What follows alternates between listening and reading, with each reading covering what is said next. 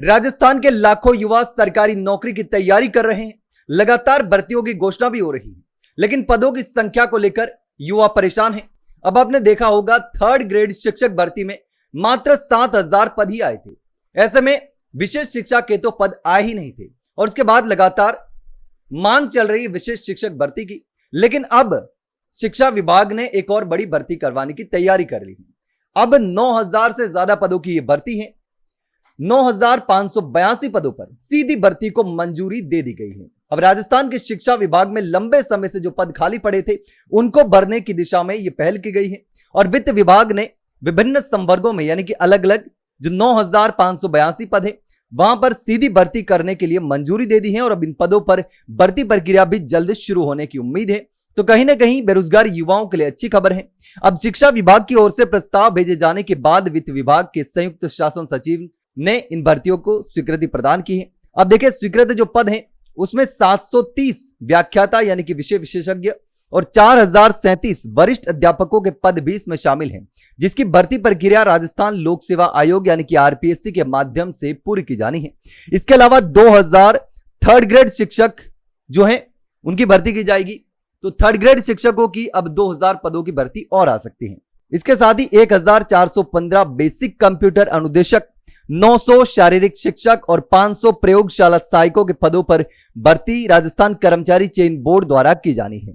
और इस तरीके से कुल 4,767 पदों पर भर्ती जो है वो आरपीएससी के द्वारा और 4,815 पदों पर भर्ती जो है वो कर्मचारी चयन बोर्ड के द्वारा करवाई जानी है। अब इसकी विज्ञप्ति की बात करें तो भर्ती की मंजूरी मिलने के बाद शिक्षा विभाग संबंधित भर्ती एजेंसियों को अभ्यर्थना भेजेगा, और उसके बाद ये संस्थाएं विज्ञप्ति जारी कर चयन प्रक्रिया जो है वो शुरू करेगी, जिससे प्रदेश के हजारों युवाओं को रोजगार के अवसर मिलने की उम्मीद है। अब 20,000 से अधिक लेक्चरर के पद जो हैं वो खाली हैं, और उनको भरने के लिए भी लगातार काम किया जा रहा है। अब देखिए, दूसरी ओर 20,000 से ज्यादा लेक्चरर के जो पद हैं वो खाली पड़े हैं। तो ऐसे में जो भर्ती निकाली है वो छोटी भर्ती है, लेक्चरर की भर्ती, तो बहुत सारे पद अभी भी खाली रहने की संभावना है। तो ऐसे में यहां भी पदों को बढ़ाने की मांग की जाएगी। अब विशेषज्ञों और शिक्षाविद जो है उनका मानना है कि स्वीकृति जरूरत के मुकाबले काफी कम है।